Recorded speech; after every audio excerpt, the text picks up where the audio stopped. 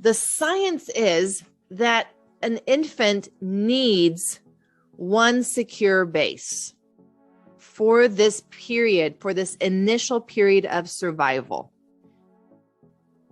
Once it's past that initial period of survival and it has some baseline skills for its nervous system, well, then its nervous system can handle different people coming in and it not have this threat response of, this is not the nervous system that I know. Where's the nervous system that I know, that I need for survival? So it's quite interesting that, I mean, as much as we don't like it, the attachment with the mother, and it's with the biological mother, is our template for all future relationships. I hate it just as much as you do. I wish it were different.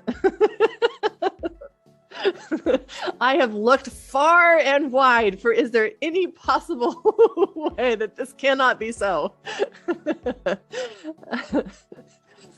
And it is what it is. Because of those initial 9 months in utero, it is the biological mother's nervous system that is their familiarity for life, at least for those first 6 months, and I'm going to say even 12 months of life. At that point, other people can start to come in more, but even still at 1 year of life, they prefer mom. They've got the stranger anxiety. They are now preferring mom. Before then, they couldn't see well enough to know whether this was mom or not. But they still could have their other senses, right? And that's where their smell really comes into play. It's quite fascinating that the cortisol levels in a mom actually improves her sense of particular smell for her baby. So there's all of these biological things that are going on that are facilitating this attachment and bonding between mom and baby because it is so important. It is not an accident.